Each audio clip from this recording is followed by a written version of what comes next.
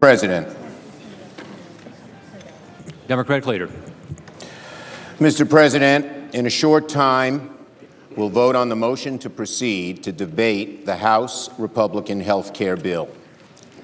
Several months into this new process, with Republicans in the majority in both chambers, the American people have not been treated to a high-minded debate or much debate at all. The very first action of this Congress was for the majority to pass reconciliation instructions on health care, a process which has locked out Democrats from the very beginning. The very first thing this Republican Congress said to the American people is that health care is going to be a partisan project undertaken by Republicans and Republicans alone. Right out of the gate, Democrats were locked out. The majority leader elected to forge a bill in secret and bypass the committee process entirely. No public hearings, no open debate, no opportunity for the minority to amend the bill or even read it.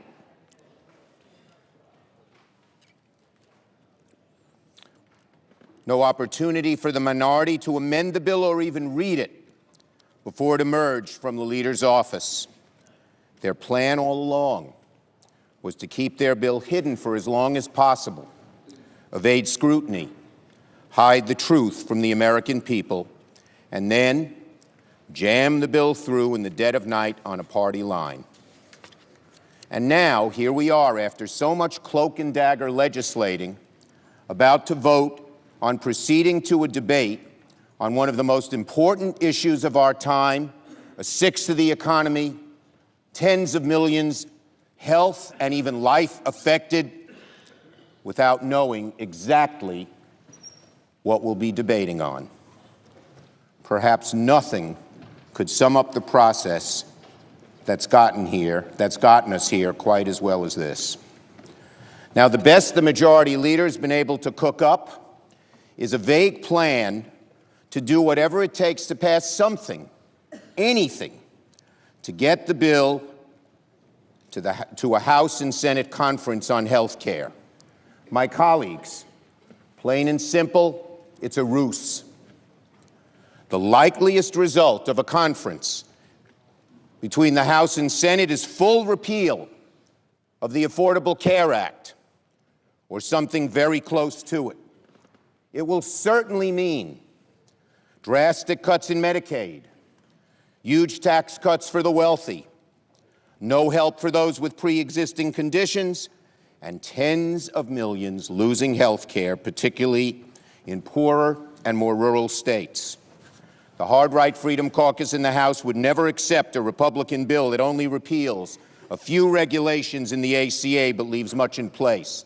And I would say to my colleagues, particularly those on the other side of the aisle, who have heartfeltly fought hard for not cutting Medicaid drastically, for keeping pre-existing conditions, for not doing tax cuts to the rich while you're cutting health care to the poor, don't go along with this motion to proceed, because you know and I know what it will lead to.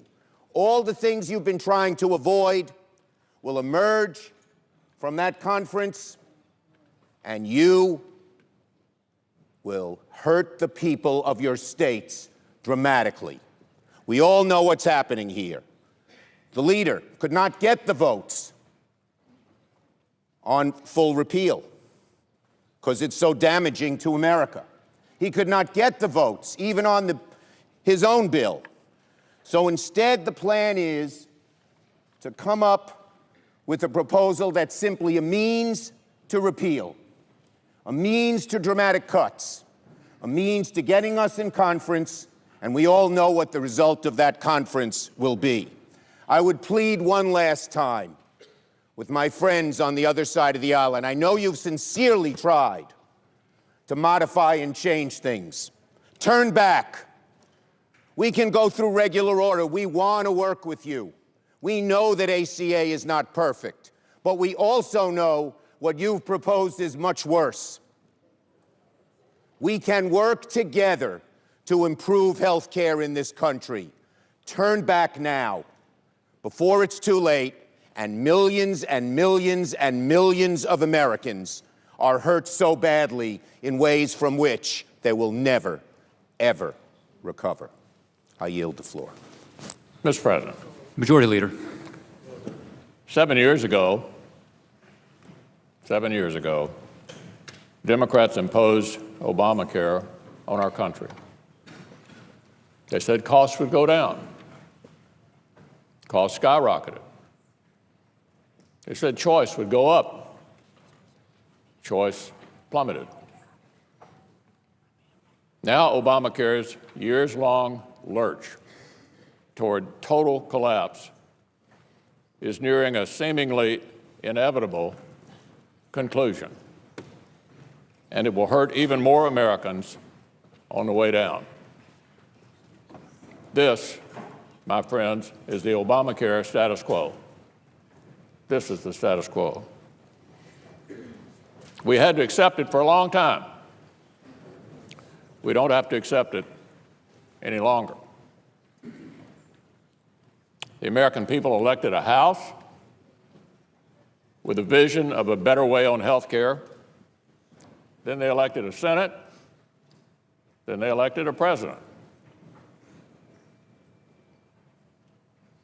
Now, having been given the responsibility to govern, we have a duty to act. The president is ready with his pen. The House has passed legislation. Today, it's the Senate's turn. That starts with the vote we'll take momentarily, the critical first step in that process, the motion to proceed. It's the vote that determines whether this debate can proceed at all, whether we'll even take it up after 4 straight elections in which this was a huge commitment to the American people. It's the vote that determines whether senators of both parties can offer their amendments and ideas on health care. Well, I told the people of my state over this period that I'd vote to move beyond Obamacare. And that's what I'm going to do today by voting yes. And I would ask all my colleagues to join me in doing so. We've already shown it's possible to put legislation on the president's desk that moves us beyond Obamacare and its years of failure. We did that 2 years ago. President Obama vetoed what we passed before. President Trump will sign what Congress passes this time.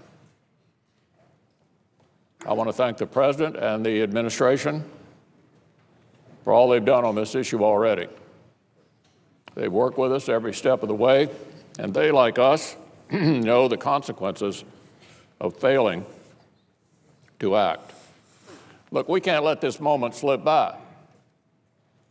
We can't let it slip by. We've talked about this too long. We've wrestled with this issue.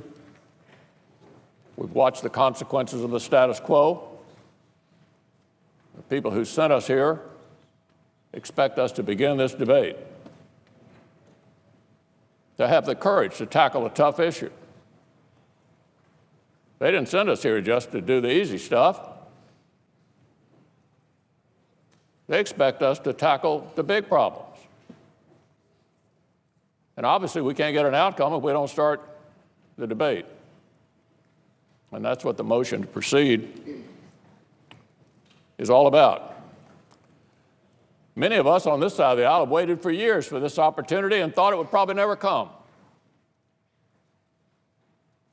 Some of us were a little surprised by the election last year. But with a surprise election comes great opportunities to do things we thought were never possible. So all we have to do today is to have the courage to begin the debate with an open amendment process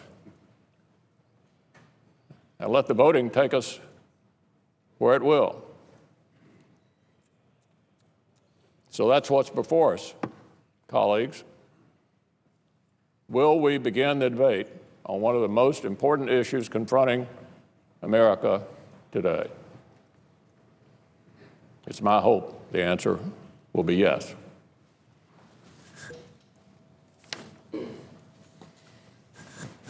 Now, Mr. President, I ask unanimous consent that following the vote, Senator McCain be recognized to speak for debate only for up to 15 minutes, and that the time not count on H.R. 1628.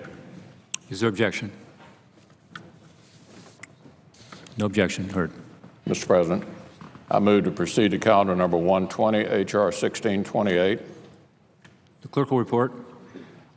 Motion to proceed to calendar number 120, H.R. 1628, an act to provide for reconciliation pursuant to Title II of the concurrent resolution on the budget for fiscal year 2017. Ask for the ayes and nays. Ask for the ayes and nays.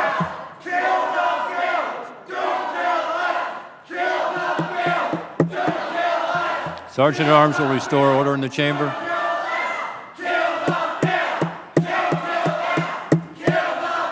Sergeant at Arms will restore order in the chamber, please.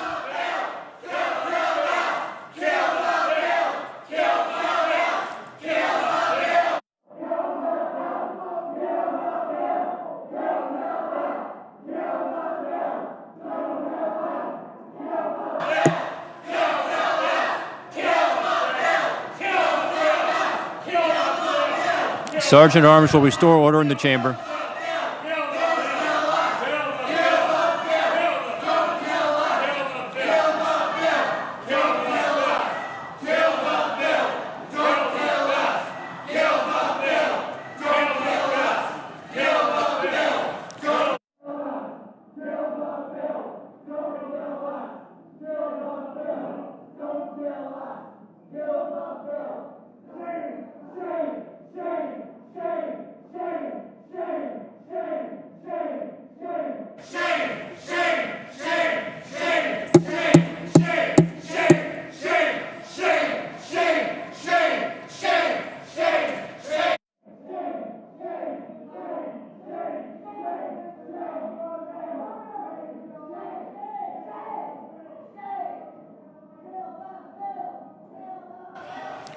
The question is on the motion to proceed.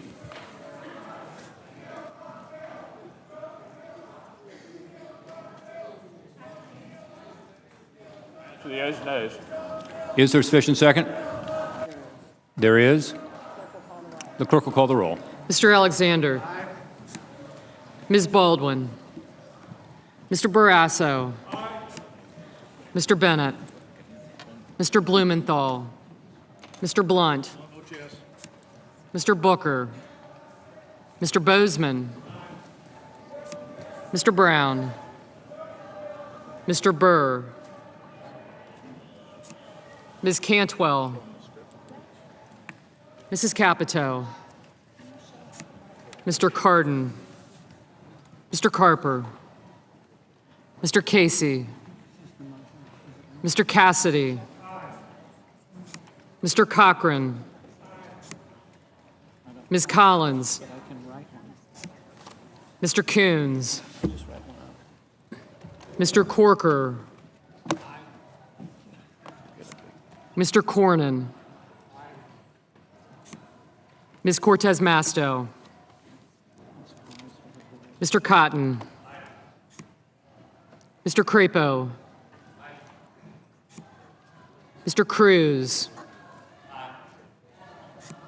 Mr. Daines. Mr. Donnelly. Ms. Duckworth. Mr. Durbin. Mr. Enzi. Mrs. Ernst. Mrs. Feinstein. Mrs. Fisher. Mr. Flake.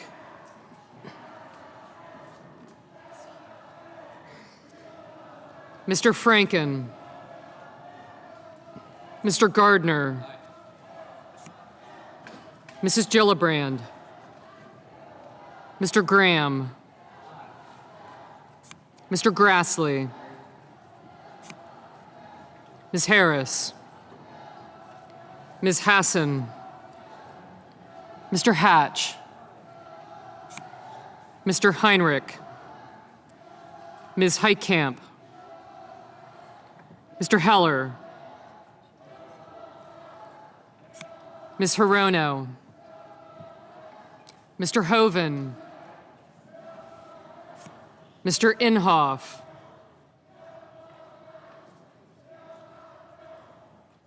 Mr. Isaacson, Mr. Johnson, Mr. Kane, Mr. Kennedy, Aye. Mr. King, Ms. Klobuchar, Mr. Lankford, Mr. Leahy, Mr. Lee, Mr. Manchin, Mr. Markey, Mr. McCain, Mrs. McCaskill, Mr. McConnell, Mr. Menendez, Mr. Merkley, Mr. Moran, Ms. Murkowski, Mr. Murphy, Mrs. Murray, Mr. Nelson, Mr. Paul, Mr. Perdue, Mr. Peters, Mr. Portman, Mr. Reed, Mr. Risch, Mr. Roberts, Mr. Rounds, Mr. Rubio, Mr. Sanders, Mr. Sass, Mr. Schatz, Mr. Schumer, Mr. Scott, Mrs. Shaheen, Mr. Shelby, Ms. Stabenow, Mr. Strange, Mr. Sullivan, Mr. Tester, Mr. Thune, Mr. Tillis, Mr. Toomey, Mr. Udall, Mr. Van Hollen, Mr. Warner, Ms. Warren, Mr. Whitehouse, Mr. Wicker, Mr. Wyden, Mr. Young.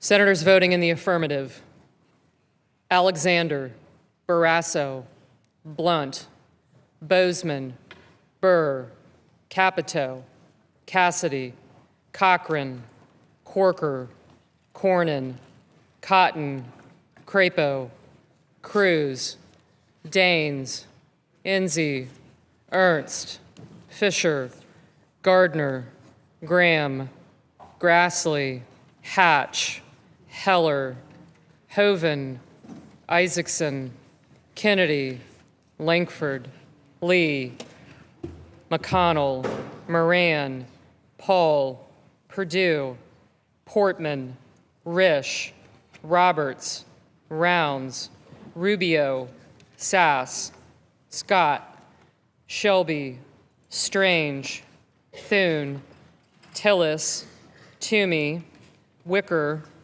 and Young. Senators voting in the negative: Collins and Murkowski.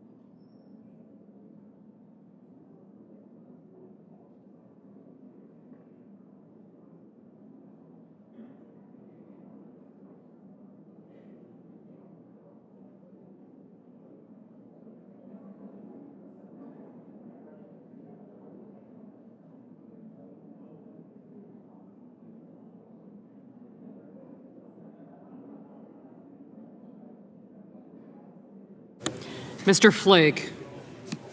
Aye.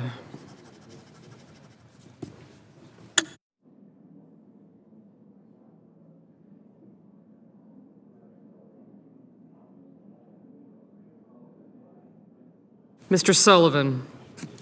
Aye.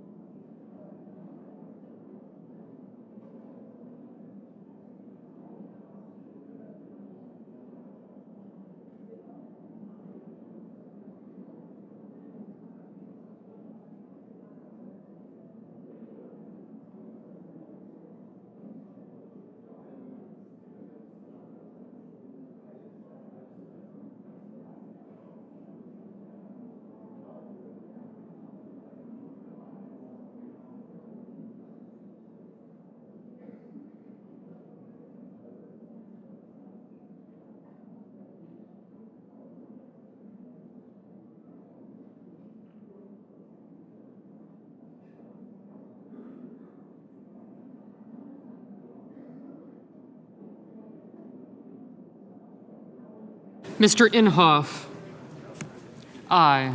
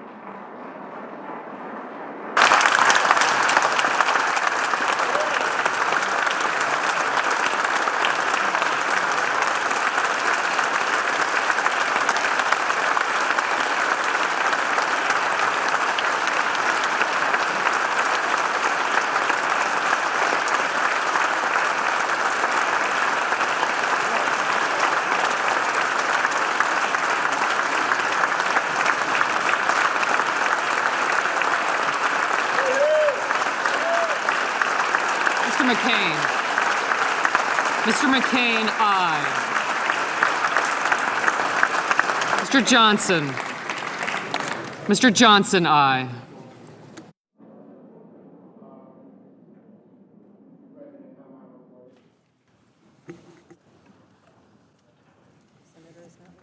The senator is not recorded. I vote no. Mr. Schumer, no. Mr. President? Mr. Durbin. No. Mr. President? Mr. Durbin, no. Mr. President? Mrs. Murray. No. Mrs. Murray, no. Mr. Wyden. No. Mr. Wyden, no. Mr. President? Mr. Leahy. No. Mr. Leahy, no. Madam President? Mrs. Feinstein. No. Mrs. Feinstein, no. Mr. Nelson. No. Mr. Nelson, no. Ms. Stabenow. Ms. Stabenow, no. Mr. Manchin. Mr. Manchin, no. Ms. Baldwin. Ms. Baldwin, no. Mr. Cardin. No. Mr. Cardin, no. Mr. Tester. No. Mr. Tester, no. Mr. Carper. No. Mr. Carper, no. Mr. Heinrich. No. Mr. Heinrich, no. Mr. Donnelly. No. Mr. Donnelly, no. Mr. Kane. No. Mr. Kane, no. Ms. Duckworth. No. Ms. Duckworth, no. Mr. Franken. No. Mr. Franken, no. Mr. Casey. No. Mr. Casey, no. Ms. Klobuchar. No. Ms. Klobuchar, no. Mr. Reed. Mr. Reed, no. Mr. Menendez. Mr. Menendez, no. Mr. Coons. No. Mr. Coons, no. Mrs. Shaheen. No. Mrs. Shaheen, no. Mr. Sanders. No. Mr. Sanders, no. Mrs. McCaskill. No. Mrs. McCaskill, no. Mr. Markey. No. Mr. Markey, no. Mr. Warner. No. Mr. Warner, no. Mr. Bennett. No. Mr. Bennett, no. Mr. Schatz. No. Mr. Schatz, no. Ms. Hirono. No. Ms. Hirono, no. Mr. Blumenthal. No. Mr. Blumenthal, no. Mr. King. No. Mr. King, no. Mr. Peters. No. Mr. Peters, no. Ms. Heitkamp. No. Ms. Heitkamp, no. Ms. Warren. No. Ms. Warren, no. Ms. Cortez Masto. No. Ms. Cortez Masto, no. Ms. Hassan. No. Ms. Hassan, no. Mr. Merkley. No. Mr. Merkley, no. Mrs. Gillibrand. No. Mrs. Gillibrand, no. Mr. Udall. No. Mr. Udall, no. Mr. Whitehouse. No. Mr. Whitehouse, no. Mr. Murphy. No. Mr. Murphy, no. Mr. Booker. No. Mr. Booker, no. Ms. Cantwell. Ms. Cantwell, no. Mr. Brown. No. Mr. Brown, no. Ms. Harris. No. Ms. Harris, no.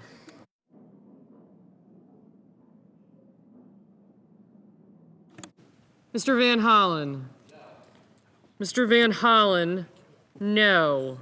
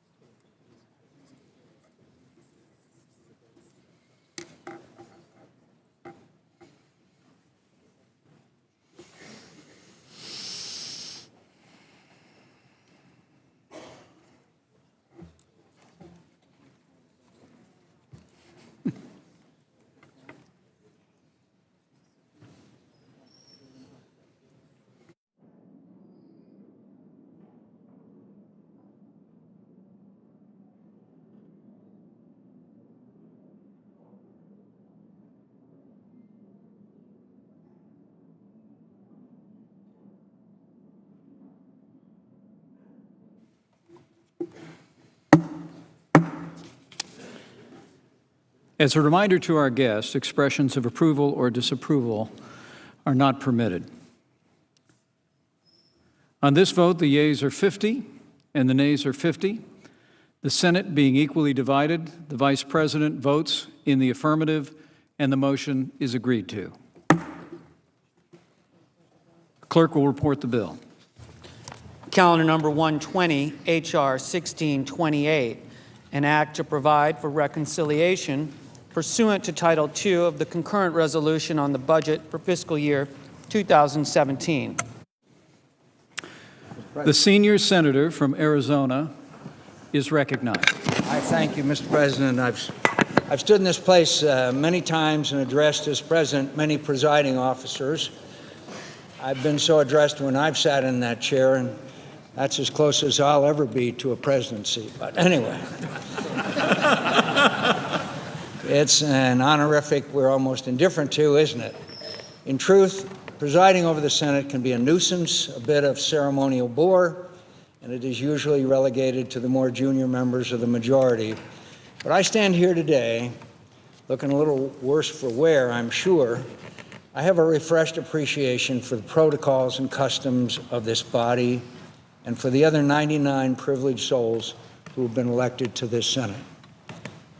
I've been a member of the United States Senate for 30 years. I had another long, if not as long, career before I arrived here, another profession that was profoundly rewarding, and in which I had experiences and friendships that I revere. But make no mistake, my service here is the most important job I've had in my life. And I'm so grateful to the people of Arizona for the privilege, for the honor of serving here and the opportunities it gives me to play a small role in the history of the country that I love. I've known and admired men and women in the Senate who played much more than a small role in our history, true statesmen, giants of American politics. They come from both parties and from various backgrounds. Their ambitions were frequently in conflict. They held different views on the issues of the day, and they often had very serious disagreements about how best to serve the national interest. But they knew that however sharp and heartfelt their disputes, however keen their ambitions, they had an obligation to work collaboratively to ensure the Senate discharged its constitutional responsibilities effectively. Our responsibilities are important, vitally important to the continued success of our republic, and our arcane rules and customs are deliberately intended to require broad cooperation to function well at all. The most revered members of this institution accepted the necessity of compromise in order to make incremental progress on solving America's problems and defend her from her adversaries. That principled mindset and the service of our predecessors who possessed it come to mind when I hear the Senate referred to as the world's greatest deliberative body. I'm not sure we can claim that distinction with a straight face today. I'm sure it wasn't always deserved in previous eras either, but I'm sure there have been times when it was, and I was privileged to witness some of those occasions. Our deliberations today, not just our debates, but the exercise of all of our responsibilities, authorizing government policies, appropriating the funds to implement them, exercising our advice and consent role, are often lively and interesting. They can be sincere and principled, but they are more partisan, more tribal, more of the time than at any time that I can remember. Our deliberations can still be important and useful, but I think we'd all agree they haven't been overburdened by greatness lately. And right now, they aren't producing much for the American people. Both sides have let this happen. Let's leave the history of who shot first to the historians. I suspect they'll find we all conspired in our decline, either by deliberate actions or neglect. We've all played some role in it. Certainly I have. Sometimes I've let my passion rule my reason. Sometimes I made it harder to find common ground because of something harsh I said to a colleague. Sometimes I wanted to win more for the sake of winning than to achieve a contested policy. Incremental progress, compromises that each side criticized but also accept, just plain muddling through to chip away at problems and keep our enemies from doing their worst, isn't glamorous or exciting.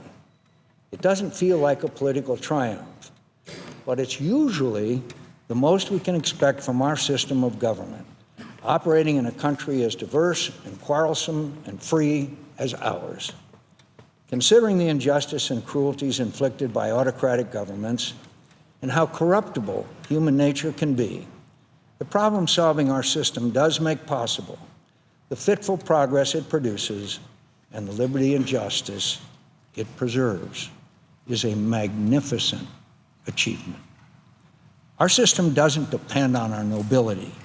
It accounts for our imperfections and gives us an order to our individual strivings that has helped make ours the most powerful and prosperous society on earth. It is our responsibility to preserve that, and even when it requires us to do something less satisfying than winning, even when we must give a little to get a little, even when our efforts manage just 3 yards in a cloud of dust while critics on both sides denounce us for timidity, for our failure to triumph. I hope we can again rely on humility, on our need to cooperate, on our dependence on each other, to learn how to trust each other again, and by so doing better, serve the people who elected us. Stop listening to the bombastic loudmouths on the radio and television and the internet. To hell with them.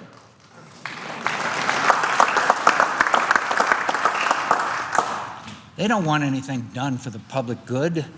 Our incapacity is their livelihood. Let's trust each other. Let's return to regular order.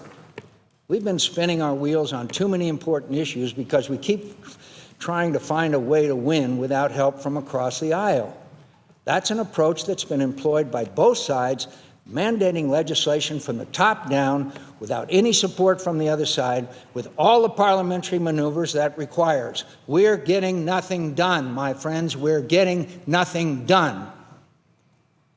And all we've really done this year is confirm Neil Gorsuch to the Supreme Court. Our health care insurance system is a mess. We all know it, those who support Obamacare and those who oppose it. Something has to be done. We Republicans have looked for a way to end it and replace it with something else without paying a terrible political price. We haven't found it yet, and I'm not sure we will. All we've managed to do is make more popular a policy that wasn't very popular when we started trying to get rid of it. I voted for the motion to proceed to allow debate to continue and amendments to be offered. I will not vote for this bill as it is today. It's a shell of a bill right now. We all know that. I have changes urged by my state's governor that will have to be included to earn my support for final passage of any bill. I know many of you will have to see the bill change substantially for you to support it. We've tried to do this by coming up with a proposal behind closed doors in consultation with the administration, then springing it on skeptical members, trying to convince them that it's better than nothing. That it's better than nothing? Asking us to swallow our doubts and force it past a unified opposition. I don't think that's going to work in the end, and probably shouldn't. The administration and congressional Democrats shouldn't have forced through Congress without any opposition support a social and economic change as massive as Obamacare. And we shouldn't do the same with ours. Why don't we try the old way of legislating in the Senate? The way our rules and customs encourage us to act. If this process ends in failure, which seems likely, then let's return to regular order. Let the Health, Education, Labor, and Pensions Committee under Chairman Alexander and Ranking Member Murray hold hearings, try to report a bill out of committee with contributions from both sides.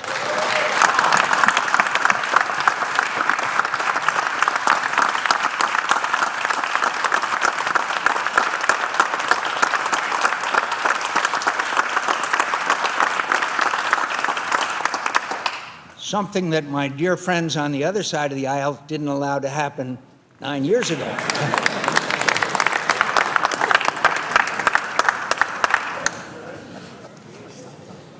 Let's see if we can pass something that will be imperfect, full of compromises, and not very pleasing to implacable partisans on either side, but that might provide workable solutions to problems Americans are struggling with today.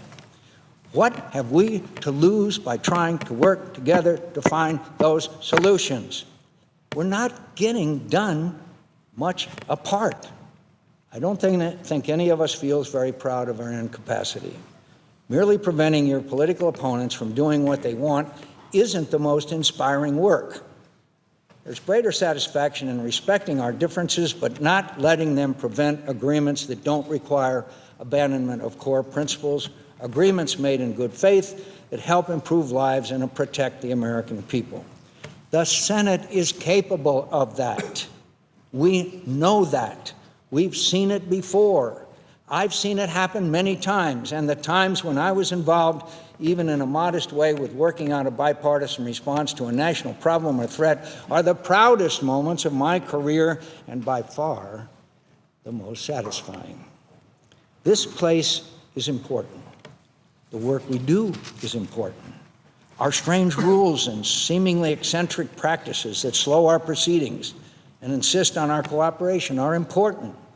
Our founders envisioned the Senate as the more deliberative, careful body that operates at a greater distance than the other body from the public passions of the hour.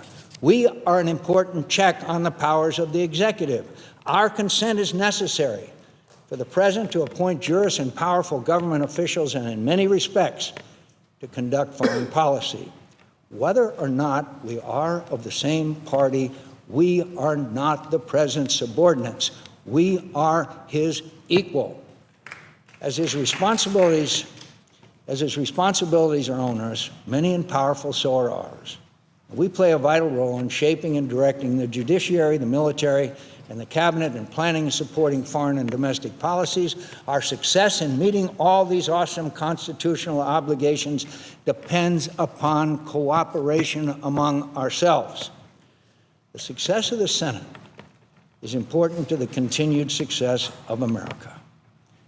This country, this big, boisterous, brawling, intemperate, restless, striving, daring, beautiful, bountiful, brave, good, and magnificent country needs us to help it thrive. That responsibility is more important than any of our personal interests or political affiliation. We are the servants of a great nation, a nation conceived in liberty and dedicated to the proposition that all men are created equal. More people have lived free and prosperous lives here than in any other nation. We've acquired unprecedented wealth and power because of our governing principles and because our government defended those principles. America has made a greater contribution than any other nation to an international order that has liberated more people from tyranny and poverty than ever before in history. We have been the greatest example, the greatest supporter, and the greatest defender of that order. We aren't afraid. We don't covet other people's land and wealth. We don't hide behind walls. We breach them. We are a blessing to humanity. What greater cause could we hope to serve than helping keep America the strong, aspiring, inspirational beacon of liberty and defender of the dignity of all human beings and their right to freedom and equal justice?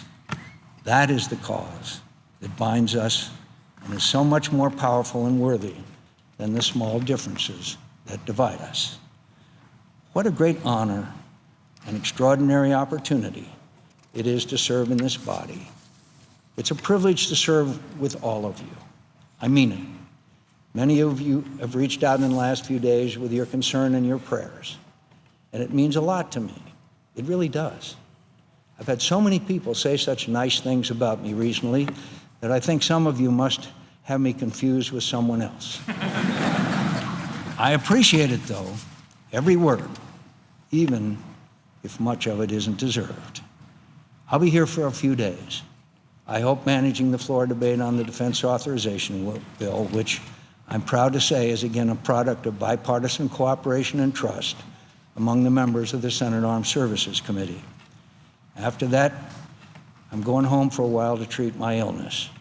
I have every intention of returning here and giving many of you cause to regret all the nice things you said about me. And I hope to impress on you again that it is an honor to serve the American people in your company. Thank you, fellow senators. Mr. President, I yield the floor.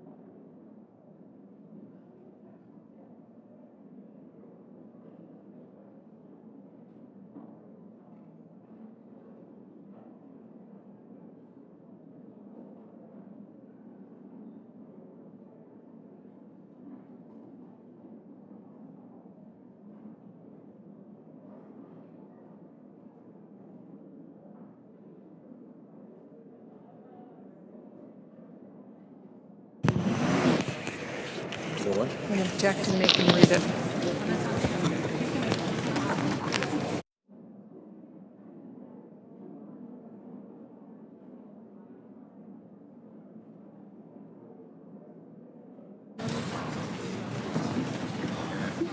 The Majority Leader.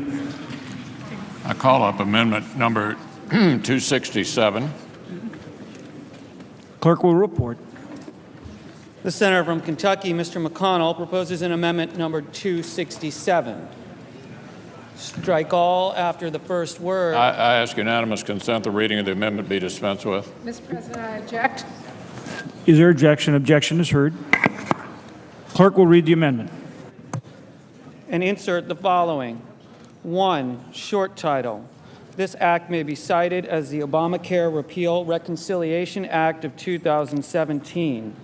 Title 1, Section 101, Recapture Excess Advance Payments of Premium Tax Credits.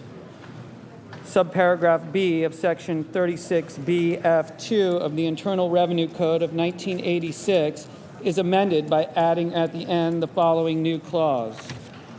3, non-applicability of limitation.